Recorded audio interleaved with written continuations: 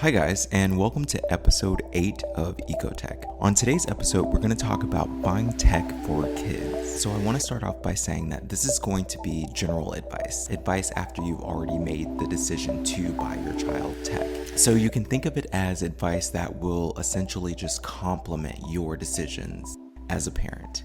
Alright, so one of the first things that I have on the list would be to make sure that your the technology that you're choosing to buy for your child, is age appropriate. Some parents actually don't think about the fact that their child doesn't necessarily need the newest and the most up-to-date thing. Very basic devices like an older tablet can play educational games. You have to keep in mind you don't necessarily need the most advanced thing for small children. Now, as your child gets older, those needs and things will change. Say, for instance, you're buying a piece of technology for a child that's a teenager.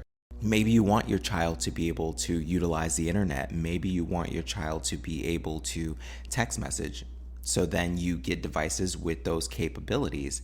Remember, they don't necessarily have to be the newest and the most expensive devices. Let's say you're buying something for your child and now your child is an adult. You might consider actually getting your child the most modern thing. You as the parent, you can buy anything that you deem necessary for your child, but I would encourage that you do your best to make it age appropriate. This is something that can also save you a lot of money. All right, so the second thing that I would suggest if you are buying technology for a child is to buy a protective case. Kids are amazingly clumsy. This is not something that is new. When I was a child, I was clumsy.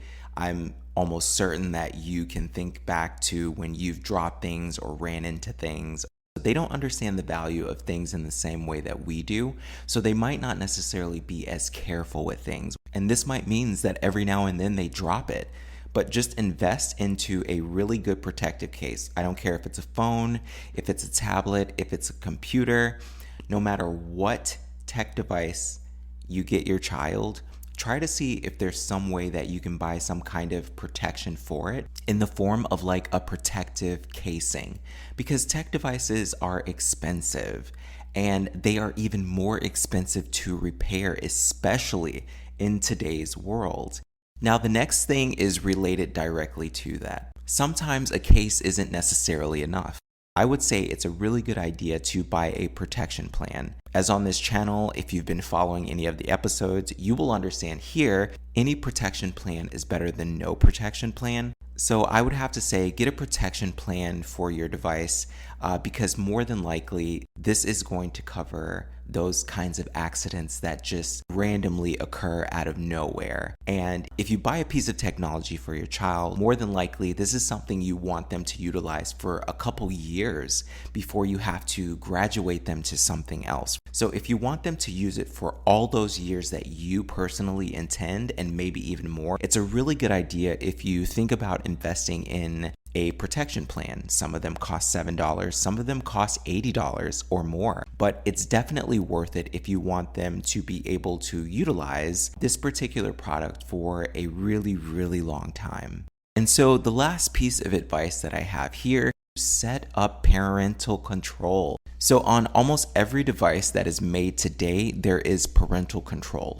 Your child can freely use their device in the boundaries which you have created, and that is what parental control does. It lets you set up a boundary, and then it lets your child operate within that boundary. This is a very important tool and a highly recommended one for most parents. And this is simply because it gives you everything that you need in order to monitor their digital world. Through parental controls, you can actively see where your child is. You can actually monitor the websites that they visit. I mean, it's invasive, right? But the thing is, these are small children and these are your children.